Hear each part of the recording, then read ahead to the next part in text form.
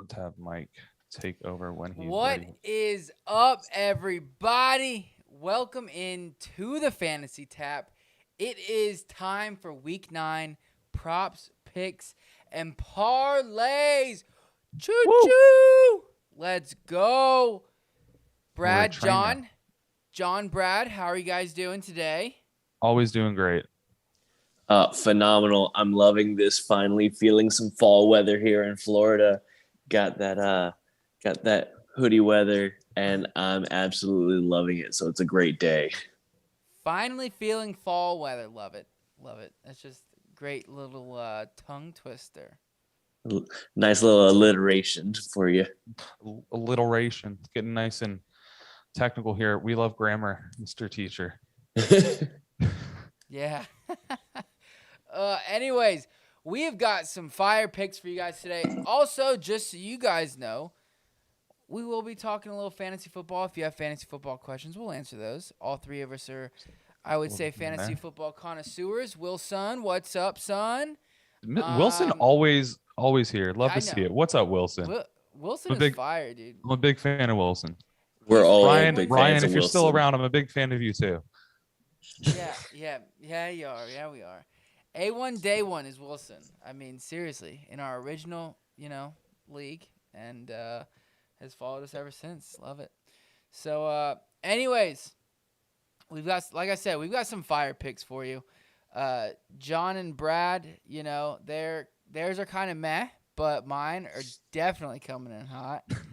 I did go 0-3 last week, but we're bouncing back, baby. Hey, I think it was a rough day for a lot of us. I want to say I only went 1-3 or 1-2. To be fair, so can't really say much about that. But overall, this season we've been doing pretty good. Let's hope it gets better. Yeah, it's gonna get better. You have good weeks, you have bad weeks. You got to stay the course, follow the strategies, make the good picks. But at the end of the day, remember that getting, you're trying to get to like a above a 55% edge. You're trying to get to a 60% edge in these games. So you got to always keep in mind, anybody who's telling you that they're hitting 90% of picks or anything like that, that's a scam. They're trying to get your money. So yeah, absolutely. Yeah. We like to stay 65% around here. That's But hey, you gotta push for the highs, and just a tad bit under 70, just a very small increment under 70. Hey man, you push those numbers up and you try and get them real high, and you can definitely hit some strong streaks. And when you're on those streaks, that's when you gotta press that bet, man. You gotta know when you're on them. I love getting high, Brad. Love getting my bets high. It's just great. It's great. So, anyways, let's jump into our first pick. It is Brad's first pick. All Brad, right, what is it going to be? All right, guys, here we go. We're taking the LA Rams at home against the Tennessee Titans. LA is laying 7. They're laying a full touchdown, and there is just no way they're not going to put a hurting on Tennessee this week. As we all know, Derrick Henry is out. And Derrick Henry, I think as John called him, the best pass catching running back in the league last week. Let's not talk about that. That's one of the reasons I went 1-2. John, we can let it go. You jinxed him. Him. Mike, calm down. A lot of people come for my head if they actually thought that. So Derrick Henry is out, and we all know he's a huge part of that Tennessee offense. The other thing that to me is what's pushing this line out far and why I still feel confident in LA covering this is that recent acquisition of Von Miller. No, do I expect Von Miller to be his previous at his peak amazing self? No, but he doesn't have to be, because you've got Aaron Donald in the center of that defensive line wreaking havoc. And while Aaron Donald, the best defensive player in the NFL, the man is a freak of nature. And you know what he has never had since he's been with LA? A Super Bowl ring. Well, that too. But he's never had anyone decent on the edge. He's really never had anybody that can really push, really take advantage of as he's creating that interior pressure and flushing the quarterback out to clean up, get a bunch of those cleanup sacks. that really affect the game. So now that he's got Von Miller there, I think that we're going to see a lot more pressure from that defensive line between the two of them. It's going to be wreaking havoc on the Tennessee Titans. And if their offense can't score, they're screwed because their defense is Swiss cheese. I mean, the Rams are going to cut it up. So give me LA Rams -7, lock it in. It's my favorite bet of the week. Nice. All right. Well, like it. We've got a couple people in the chat saying, one, they love it. Two, 58 West King Fantasy Football, aka the Banana Stand, from our listener league says Rams LFG, bunch of these emojis, and then Hugh says Brockers. He had Brockers with him. So I mean, I don't know if I'd put Michael Brockers was pretty solid for a solid year and a half. I mean, but he was good. He was good. He's not Von Miller though. I mean, I'm pretty sure he's all agree he's not. Aaron Donald's never had anybody on the edge that was of the class of Von Miller, in my opinion. And I'm pretty sure Michael Brockers lined up inside too a lot. I mean, he's shifted back and forth, I think. If I'm not mistaken, but I mean, even Aaron Donald lines up on the edge on a few weird schemes here and there too. I get what you're saying though. Okay, they're gonna crush him. No, I mean, listen. I honestly, it's funny because before you even sent me that bet, to make this beautiful graphic I've made, and post on our live stream that I don't think either of you can see, but it's nope, pretty. Can't see it at all. I actually put money on this. I actually put money. Nice. -7 before you even said anything. So I'm glad you backed me up. And everybody in the chat loves it. So all right, that's what guys, I like to hear. Let's get over to my first bet. And it hurts my heart, but honestly, we're not in the business of heartthrobs and making people feel good. We're in the business of giving people money. And that's what we're gonna do here. No. We don't give money away. We don't give it. We help you win it. Sorry. We make people money. We help. We make them money. We will help you money. Thing. We will not give you a single penny. We have none to give you. Although, I mean, I've heard John does give random strangers dollar bills all the time.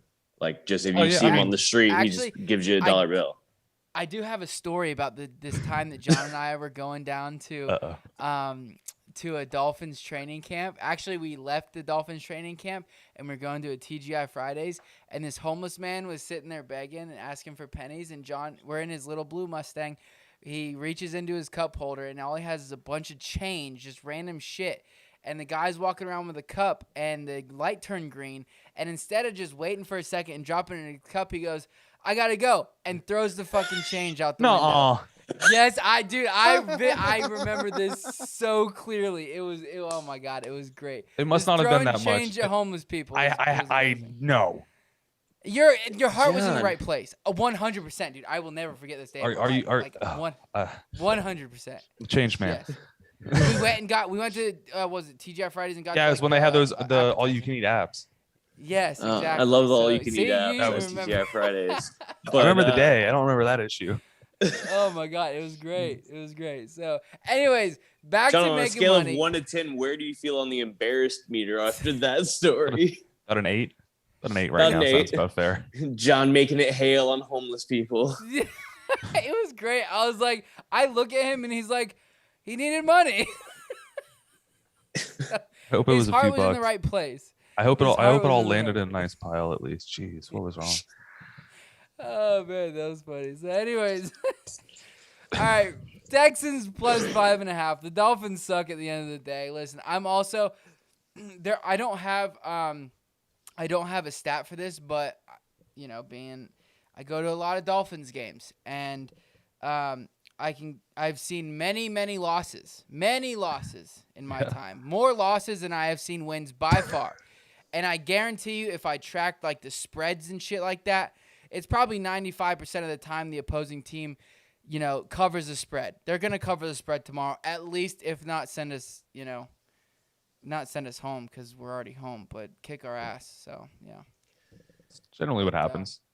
Yeah, I mean, I definitely agree with you. Tyrod Taylor starting tomorrow for the Houston Texans, and remember at the beginning of the year when Houston really surprised us and came out and like we know Jacksonville's not a good team, but Houston has been absolutely abysmal in the recent weeks. And Tyrod Taylor came out slinging the ball, at least connecting with Brandon Cooks and making him fantasy relevant.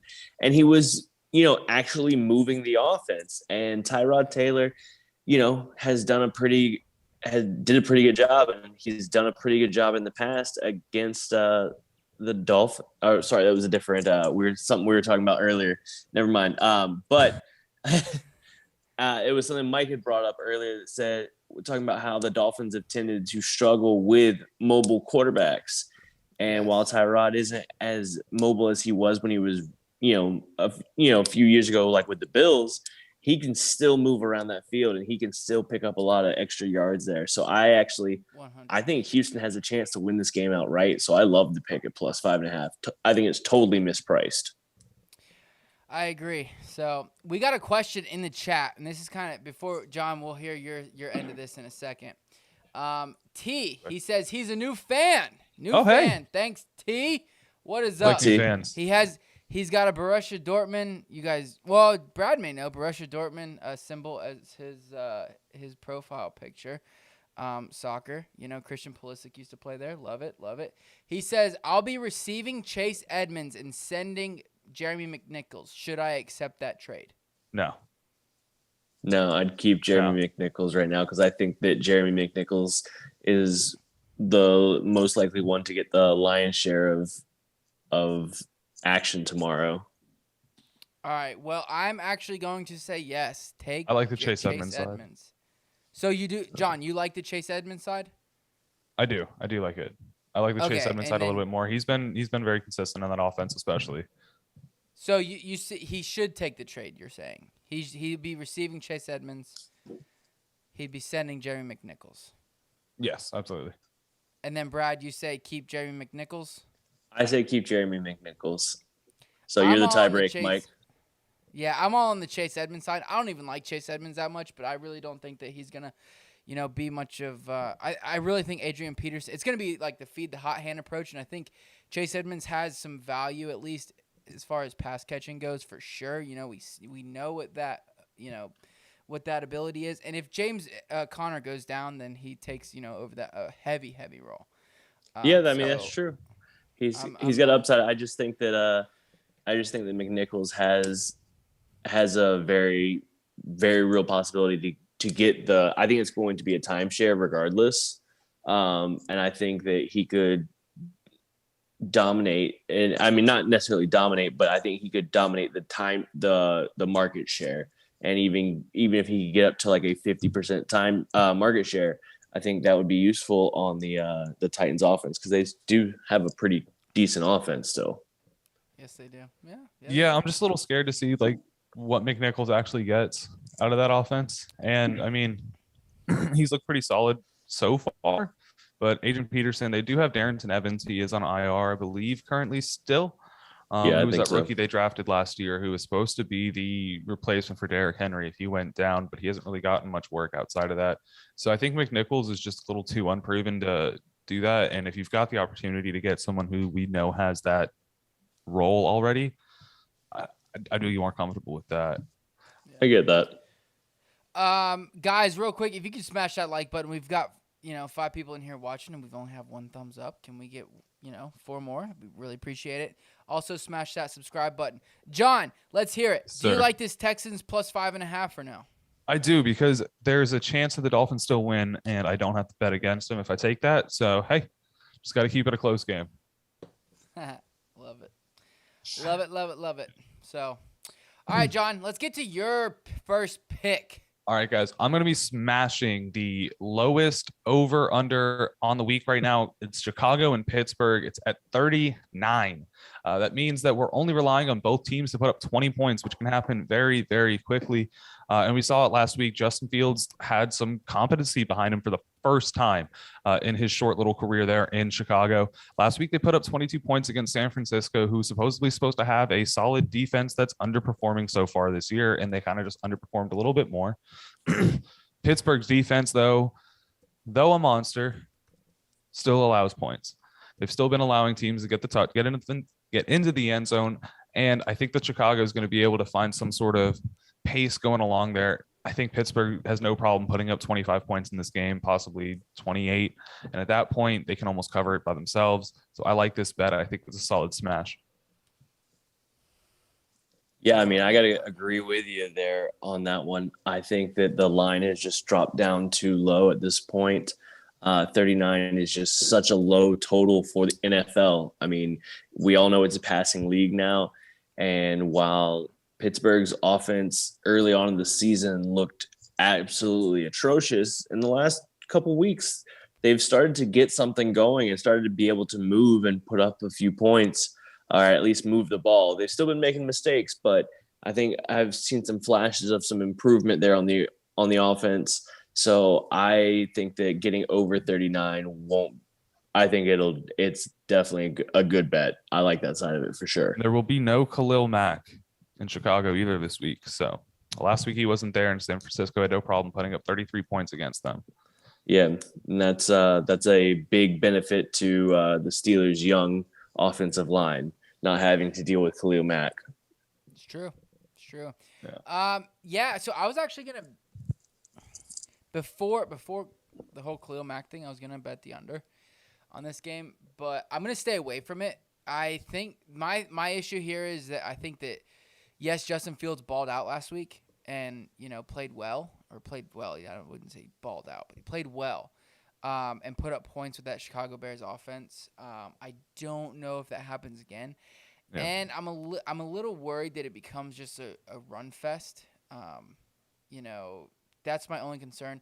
I'm going to stay away from it. I don't I understand why you're going with the over because it is so low. It's only 39 points. And, in the NFL, especially nowadays, it's like that's fine. It should go. I'm just going to stay away from it, but I understand you, John. I understand. Gotcha. So, all right, Brad, let's get to your next one. All right, here we go with I'm just in love with California today, specifically with the city of Los Angeles, apparently, because now I'm also taking the Los Angeles Chargers -2 on the road in Philly. Okay, the Chargers have had a few struggles here and there the last couple games. But when they played against Baltimore, they looked a little shook there. But I think that overall, Justin Herbert is a very good young quarterback, and Philly doesn't have a good defense anymore.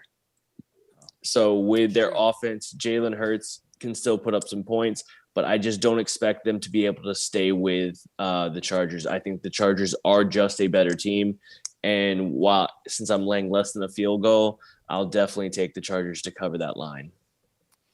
Yeah, I think this line is skewed because the Eagles just put a fucking whooping on the Jaguars, so it's really not that big of a deal. Exactly. So I mean, I think this line is kind of soft right now.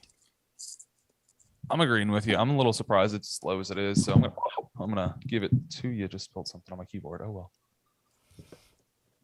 If John starts to short circuit and we can't hear him, it's my way to get home. What's kind of funny that right now though is for me, John with all his issue is actually clearer on my screen than you are. Really? Oh man, yeah, that's not good. That's not good. All right. So that's a good pick. We're all in agreement on that one. Like it. All right. Thank you. This one, I love this line. Because he's done it all but 2 weeks so far this year that he has played. And that's going to be Dalton Schultz over 4.5 receptions, and it's +130. So the odds are nice. It's over 4.5 receptions. There's no Blake Jarwin. He's done this already. He's done this. And going up against the Denver defense who's, they just lost Von Miller. Honestly, I kind of think that with Dak getting Dak back, the Denver Broncos trading away Khalil Mack, Von Miller, it's gonna be like one of those, they might stay close in the first half, but then in that second half, I think it's just gonna go downhill because the Broncos players are kind of like, well, maybe we're just giving up on this season now because we just traded our best fucking player away. So what do I have to play for, you know? And like I said, he's done this. He's caught 5 or more balls in all but 2 games. I did like a quadruple take. I'm still looking at it. Like, are they sure? Are they sure they want to put this line that low? Like, you don't want to go 5.5? I mean, I think even just setting the line at 5 would be beneficial because then they'll get a lot of pushes still. Because I don't know. But at 4.5, I mean, I get your side on taking the over. The only thing that concerns me a little bit is that if, like what you said, if Denver feels like they are giving up, then Dallas could just run the ball all over them, and it could be a Zeke and Pollard game where they both just get a lot of action. I do agree that getting Dak back is a big bonus. I think I still have to, if I'm going to go one way or the other, I go with the over just because, like, as you mentioned, Jarwin is out as well. But for me, this is just kind of one of those bets I just lay off of because I feel that. It's just so iffy because I don't think Denver is going to be in a good place like what you were talking about. I think there's too many things that can go wrong. I'm sorry to do this to you, John. But before we get to yours, we have a question. Can I respond? We'll get to you. We can get to the question. All right. That's fine. We have to get to our people first, John. Our people. We're here. We're here for as long as we want. We're here for the people. Tyler the Sausage. Love that name, by the way. Tyler the Sausage says pick 2. Pick 2. And that is between Debo, Brandon Cooks, or Deontay Johnson. Let's hear it, guys. For me, it's Brandon Cooks and Deontay Johnson. For me, it's Deontay and Debo. Wow. Oh, I'm a tiebreaker again. John, I'm going to side with you. It is Brandon Cooks and Deontay Johnson for me. Debo's calf is he literally said it's worse this week than it was last week. And he's a game time decision.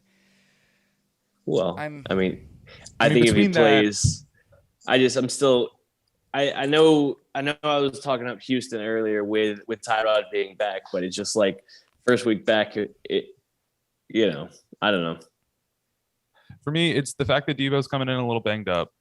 And it's the fact that Arizona's possibly not going to have Kyler Murray, possibly not going to have DeAndre Hopkins. I just don't see – I see the situation where it's very likely that San Francisco takes an early lead or makes it a let's kill clock game and they end up running the ball a lot, or with Debo's injury, just spread the ball out more than they have been this season. Yeah, I mean, that's a very real possibility for sure, especially with the injury concern. Yeah. My biggest thing is the injury, the injury to his calf. I think this is a week we might actually see a little bit of Brandon Ayuk finally. Is he finally out of Shanahan's doghouse? I don't think he's out of Shanahan's doghouse, but I think Shanahan might be forced to use him more. Plus, George Kittle was activated IR. He was. So that also kind of, plays into it a little bit. So I'm going Brandon Cooks, Deontay. Deontay's going to get obvious. I mean, you're a Steelers fan. He's going to get the target share. He just gets all the targets. Yeah, and Brandon Cooks is going to get, is going to be fine. I think he's going to be a great wide receiver this week, actually. So, all right, John, why am I wrong or why am I right about the Dalton Schultz over 4.5 receptions?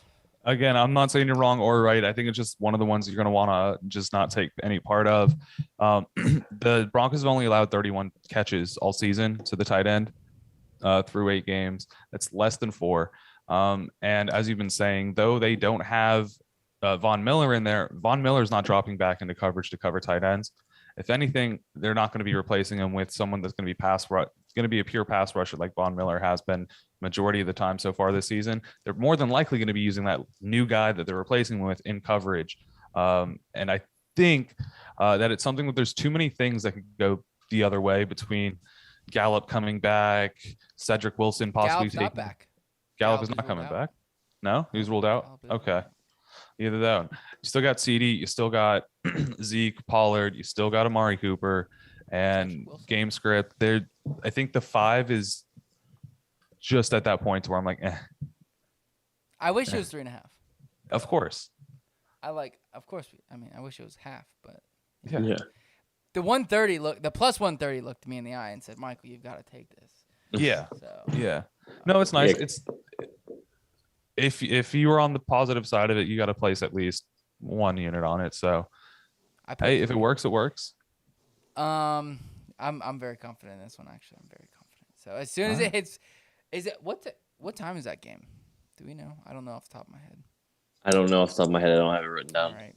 I was gonna say, because if it's a 1:00 game, I'm gonna be at the Dolphins game. I won't even know what's going on. Yeah, it is 1:00 game. Damn. So I'm gonna be checking the scoreboard every time they throw up like the wide receiver, tight end, running back of the week. Yeah. Hopefully Dalton Schultz is on that thing. All right, John, let's hear your next pick. All right, so I'm going to be taking David Johnson over 36.5 yards total. That's rushing and receiving combined with Tyrod Taylor back this week up against Miami. We already know that Miami Dolphins have had one of the worst rushing defenses in the league, as well as giving up some of the most fantasy points to receivers in the league, 57 to be exact per game, 10 more than the next person below them. So I think David Johnson with Mark Ingram out, it's going to be an opportunity for him to actually take a little bit of a step up. I think 40 yards is absolutely achievable against this team. Yeah, I absolutely love it with Mark Ingram now back on the Saints, right? So I think this is where we could see that role really solidify for David Johnson with having Taylor back, as we've mentioned a bunch of times today. Like I like the kind of what you guys have brought in, because it's like this is like getting at that same game a different way. It's still attacking the Houston side that we appreciate, that we all think is going to have a good game against Miami, but it's hitting it from a different angle, not just the traditional plus 5.5. So I really like this bet, and I like the idea of where you looked for it at, John. Thanks. Yeah, I think this is a great line, great number. Receiving and rushing. Honestly, I could see a hit. Anytime, even though he's a little bit older and slower, anytime David Johnson gets the ball in his hands, he can break off a 40-yard run. So, I think he gets this easy. He's going to be pretty heavily used in my opinion. So, I think this is a great line. So, love it, love that pick there, John. Brad, get into your last pick.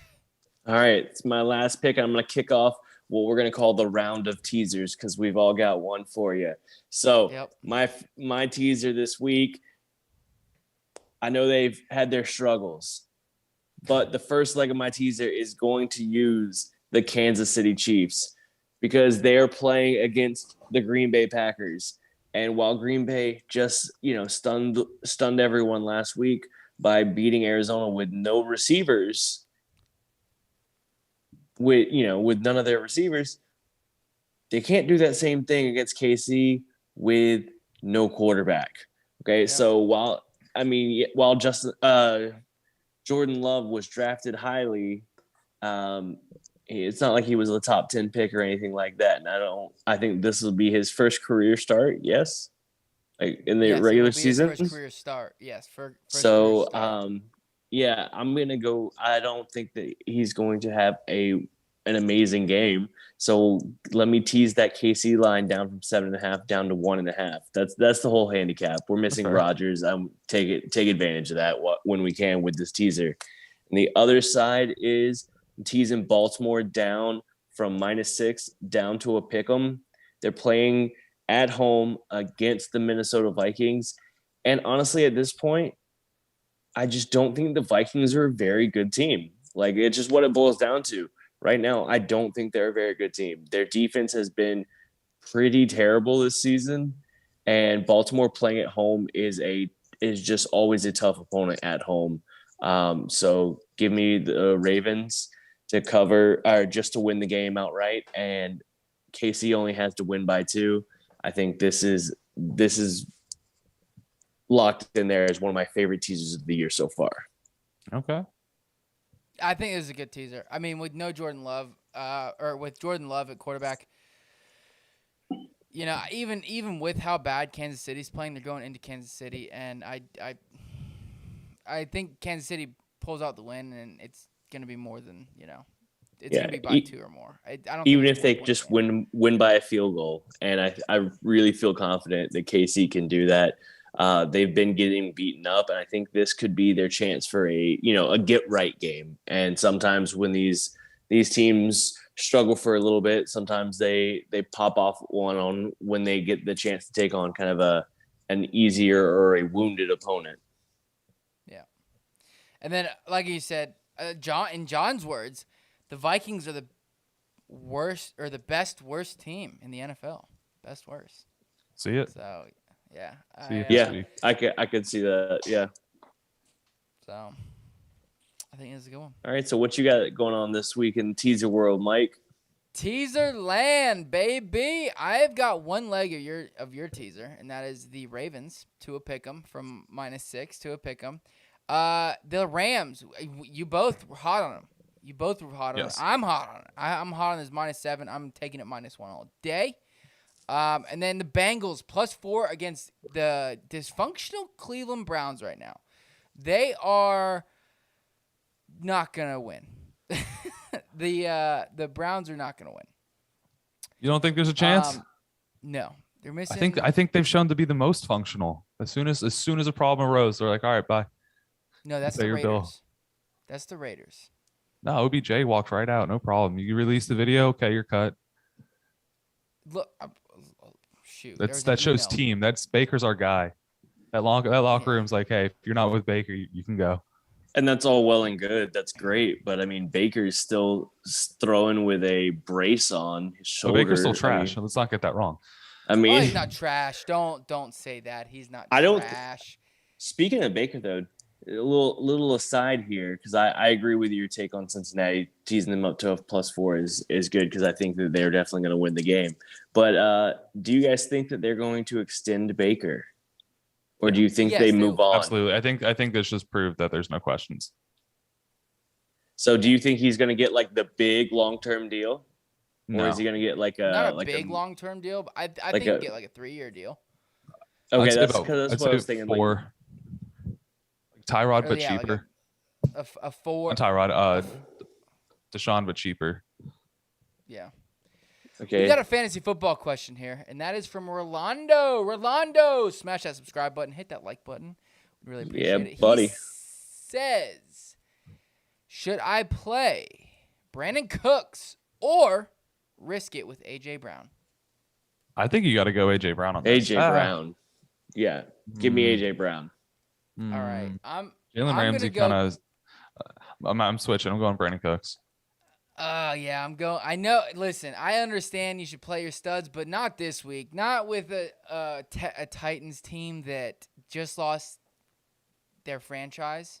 I would say. I'm. Just, And AJ I'm Brown worried was about hurt. that. AJ Brown is banged up. Yeah, Brandon Cooks is actually getting back a better quarterback than he had in the past couple weeks. I know I'm disgusted with myself. But yeah, I'm going Brandon Cooks.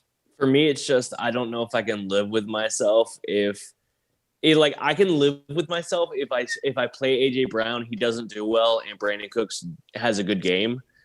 I don't think I'll be able to live with myself if I start Brandon Cooks and he just like throws up like a 1 for 18 or something like that, and then AJ Brown goes 2 for 110 and 2 for 110 and 2 touchdowns or something stupid like that, because that's the kind of player that AJ Brown really is. And so that's for me, that's part of it too, because like I just can't deal with that the possibility of that happening. That's just my fantasy football world. I don't know, man. I get it. I understand that. It's a hard pick because you're thinking like, maybe you're over, and maybe we are overanalyzing it, but maybe we overanalyze it. Like, Brandon Cooks is definitely in line to have a better week than AJ Brown. Let's start him. Yeah, no, I get it. But this week I'm going that way. I'm overanalyzing. I'm going. I understand. So hopefully we could help you, Rolando. Wilson is asking, who would you pick to win in the Cards versus 49ers game with no Murray? So Cards 49ers. Money line, I'm line. taking. Taking the 49ers. I mean, I'm taking the 49ers if there's no Kyler Murray, because if there's no Kyler Murray, then there's no quarterback there that's capable of covering up the stupid stuff that that head coach there calls. God, I just went name blank on Cliff Kingsbury. Cliff Kingsbury. Yeah, Cliff Kingsbury. Like all of the stupid decisions that he makes, and that Kyler's just playing out of his mind great this season and really covering up for all of those bad decisions he makes. So I think that without Kyler there to cover that, I think I have to go 49ers. I'm going 49ers for sure. And honestly, even with Kyler Murray, I think it's going to be close. I think I'd give it to the Cards, but I think it's going to be close. Closer than people think. So, yeah. All right. Let's see. John, did you have anything to say about my teaser before? Your teaser? No, I think it's fine. Yeah. I think the plus 4 on the Bengals game is good, regardless each way it goes, because I don't think it's going to be a big spread on the points for the game. So I think you're covered. I teased it just over that 3-point margin. So, yeah. And then let's go, John, to your team. Yeah. My last one. Yes. Sure. Yes. I do. Yep. I like you it. wanted to? You like this one? All right. Oh, I like so it a lot, actually. We're gonna tease up about 3 picks here. We're gonna go Carolina plus 9.5 Rooney there. We're also going to be taking our Buffalo Bills minus 8.5, as well as throwing in Houston. Let's say the Dolphins win the game more than a touchdown. We're going to take Houston 11.5. So, or Houston can win outright. Wouldn't surprise anyone. Surprise DraftKings, but wouldn't surprise us. So you got a solid, comfortable spread on all 3 of those games, and all 3 of those games look to be rather. I mean, the Bills Jacksonville, I think 8.5 on that one is more than enough. I think it's going to be a 15-point spread by the end of it. Obviously, I'm going to take the points where I can get them there. I think that Houston has no problem coming and beating the Miami Dolphins, as we've all said throughout this episode. The only thing that does scare me on this one is Carolina versus, I believe it's Carolina versus New England. I don't think they're going to get stomped. So giving me that 9.5 does give me, or that straight, 9.5 does give me more than a touchdown and a field goal. So I think it gives me plenty of space to cover that. So all 3 of those together give me a plus 110. So we're making solid money. Plus 160. 160? Oh. Yeah, plus 160. Yeah. I was like, plus 110 wouldn't be enough for that. So I like this too. So the Bills, when the spread came out, it was originally minus 14, and I bought that up real quick. I put a unit on that right when it came out. It was like Monday, Tuesday, or whatever it was. Put a unit on that, like that minus 14, ended up going up to 14.5, and it's staying there. So far this week, I think. This is one of those games, and I'm glad you brought this up, John. Like, I'm glad you have this, because I was thinking about this earlier. This is one of those games where you're like, you're thinking to yourself, you're like, the Jaguars are coming off of a whooping, and the Bills, maybe they play down to their opponent, and then you're like, maybe I'm overthinking this. So, I think I'm overthinking it, and I think the Bills are going to smash. I think when you're catching yourself in that, maybe I'm overthinking it, I think that's a good time to use the option to give a teaser. That way it's like, okay, I'm confident enough at this point. Let me just push it down a little bit more, and at least I'm still making this bet and give myself that better chance. You're giving yourself a little bit margin for error there. But also, I like that you have Buffalo at minus 14 instead of the minus 14.5, because I think there's a very real possibility they get out to a 3 or even a 4 touchdown lead at some point in this game. And then, that gives you that little margin of error in the fourth quarter. They start playing prevent. They let Jacksonville score 2 touchdowns, and all of a sudden you win by 14. And so you protect yourself on that push there, whereas the 14.5s all get cooked on that late garbage time touchdown potential, in my opinion. So I like the minus 14 side. A little backdoor cover. The Panthers, I think, are fine. Plus 9.5. I do think the Patriots are a good team. Unfortunately, I think they're getting better and better and better. Whereas the Panthers are kind of going the opposite direction. But 9.5 is kind of comfortable enough to me. I think that they'll, be able to keep it. The Patriots aren't unbeatable, and I think just their style of playing so conservative, they're not going to really push out for a big lead. They're going to get a lead and then try and sit on it. That's Belichick's trying to, kick it old school, run the ball, play good defense, put his quarterback in advantageous positions to, just to make sure he doesn't make mistakes and stuff like that. And I think that what his game plan is going to be with Carolina, with a team he feels like they should win against. So I think the 9.5 is definitely more than enough points. I was considering this game at the Carolina plus 3.5, just having the field goal edge, but I decided to lay off it and go with the Chargers instead. Yeah, we do know Belichick's had his fair share of games against Sam Darnold, and on this new team, I think he's kind of figured out the type of quarterback he is and should be able to keep the game pretty short. 100%. And just so everybody knows, the over-under is only 41.5. Yeah. So it's not like it's a massive, over-under. Vegas doesn't have it as a massive over-under. I don't think there's going to be a ton of points scored in this. So 9.5 is a nice cushion to have. So For sure. But anyways, guys, first of all, I just want to say it's great to have the live stream up and running correctly this time. It looks much better. I'm looking at it on YouTube over here, and awesome. It looks great. Thank you guys for joining us live. Love seeing you guys in the chat. It's great. Yeah, we had an active chat today. We had a very active chat, actually. Love it. Yeah, I hope everyone really enjoyed it. So, if you guys could smash that like button, hit the subscribe button. Tell us you love us, whatever. Tell us you hate us, whatever. Don't do that. Mike gets really hurt. Tell us you love this magnificent beard right here that I got for you guys. I just shaved mine. I was growing it for 3 weeks. This is about 2 weeks. Anyways, me and guys, the two babyface boys. Yeah, seriously. So, thanks so much for tuning in. John will be live tomorrow at noon Eastern. I will not be there, but Brad might tune in. We might have another special guest. We haven't talked to him yet, but Hugh, if you're still watching, if you want to join, let us know. So I might pop my head in for a little bit just to say what's up. But I'm going to be down in Miami. So anyways, guys, Brad, as always, thank you so much. You can follow him at BookieBeaterBrad on Twitter, and John, you can follow him at the Fantasy At tab. JStump94. Oh yeah, at the Fantasy tab. That works even better. I mean, we both barely use our. I don't use my personal Twitter doesn't ever get used. So check us out at the Fantasy Tap. Shout out everybody. Thanks so much for watching, and we will see you soon. Peace, guys. See you.